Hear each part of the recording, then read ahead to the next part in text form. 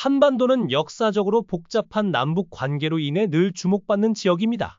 특히 국경 지역에서 사용되는 확성기 방송은 양측의 긴장과 심리전을 상징하는 중요한 도구로 남북 간 의도와 전략을 엿볼 수 있는 창구입니다.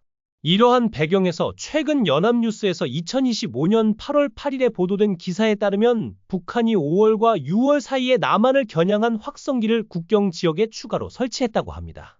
반면 남한은 대북 비판 방송을 중단하고 확성기를 철거하며 관계 개선을 시도하고 있으나 북한은 이에 무응답으로 일관하고 있습니다.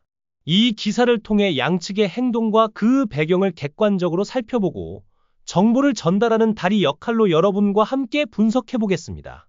이 분석은 단순히 사실을 나열하는 데 그치지 않고 독자 여러분이 한반도 상황을 더 깊이 이해할 수 있도록 돕기 위한 것입니다. 이 기사의 핵심 내용을 간략히 정리해 보겠습니다. 북한은 5월과 6월의 전방 지역에서 남한을 향한 확성기 수를 증가시켰으나 현재 이들 확성기는 작동하지 않고 있습니다. 이는 북한이 출력 능력을 강화하려는 의도로 보입니다. 한편 남한은 이재명 대통령의 남북 관계 개선 노력에 따라 6월 11일부터 대북 비판 방송을 중단한 데 이어 이번 주에 국경 약 20개의 고정 확성기를 철거 완료했습니다.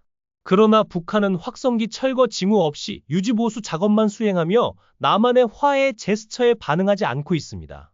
이로 인해 양측의 접근 방식에서 불균형이 드러나고 있습니다. 이러한 요약을 바탕으로 기사의 세부 사항을 더 깊이 파고들어 보겠습니다. 이제 여러분과 함께 이 기사를 자세히 들여다보고 각 요소가 한반도 정세에 어떤 의미를 갖는지 분석해 보겠습니다.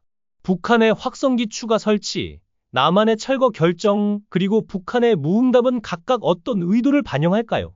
이러한 행동들이 긴장 완화로 이어질 가능성이 있는지, 아니면 새로운 갈등의 씨앗이 될지 함께 고민해보는 것은 어떨까요? 이 분석을 통해 독자 여러분이 한반도 상황을 더 깊이 이해하고 자신의 관점을 형성하는 데 도움이 되기를 바랍니다. 이를 위해 먼저 기사의 전체 내용을 정확히 인용하며 시작하겠습니다.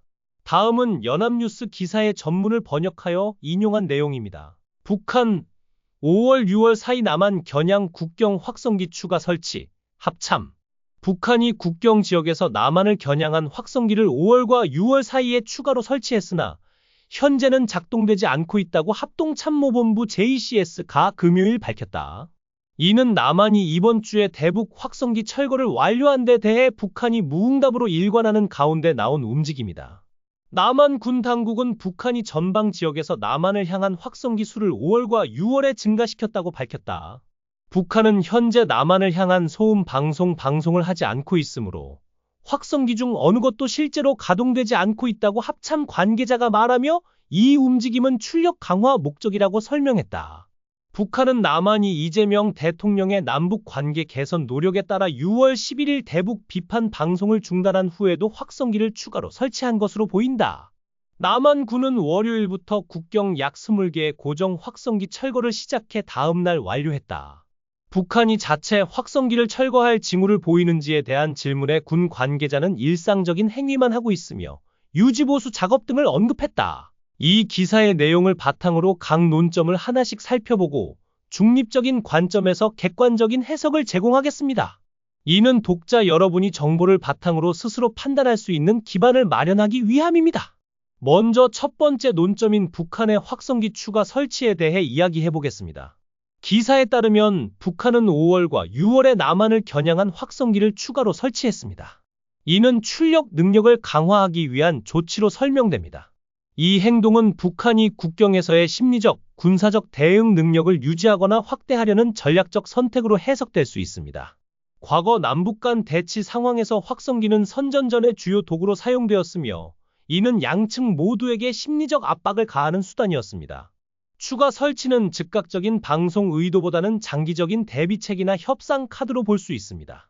특히 남한의 방송 중단 후에도 설치가 이어진 점은 북한의 신중한 태도를 보여줍니다.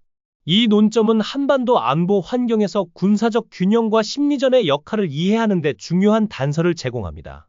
이러한 배경을 고려하면 북한의 움직임이 단순한 군사적 조치가 아니라 더 넓은 정치적 맥락에서 이뤄진 것임을 알 수 있습니다. 이어서 두 번째 논점으로 넘어가 보겠습니다. 합참 관계자의 설명에 따르면 북한은 현재 남한을 향한 방송을 하지 않고 있으며 설치된 확성기는 작동하지 않고 있습니다. 이는 북한이 현 시점에서 직접적인 선전전을 피하려는 의도로 볼 수 있습니다. 남한의 방송 중단 이후에도 확성기를 추가했으나 작동을 유보한 점은 북한이 상황을 관망하거나 남한의 다음 행동을 평가하려는 전략을 채택했을 가능성을 시사합니다. 이는 긴장 완화의 잠재적 신호로 해석될 수 있지만 동시에 불확실성을 더하는 요소이기도 합니다. 예를 들어 비작동 상태가 일시적인 전술적 선택인지 아니면 장기적인 정책 변화의 전조인지 판단하기 위해 추가 관찰이 필요합니다. 이 논점은 북한의 의도를 읽는 데 있어 신중한 접근이 요구됨을 보여줍니다. 또한 이 부분은 양측의 행동이 상호 연결되어 있음을 강조하며 한쪽의 움직임이 다른 쪽의 반응을 유발할 수 있는 메커니즘을 드러냅니다. 이제 세 번째 논점으로 남한의 확성기 철거를 분석해 보겠습니다. 남한은 이재명 대통령의 남북 관계 개선 노력에 따라 6월 11일부터 대북 비판 방송을 중단하고 이번 주에 국경 약 20개의 고정 확성기를 철거 완료했습니다. 이는 남한 정부가 긴장 완화를 위해 주도적으로 나선 상징적인 행동입니다.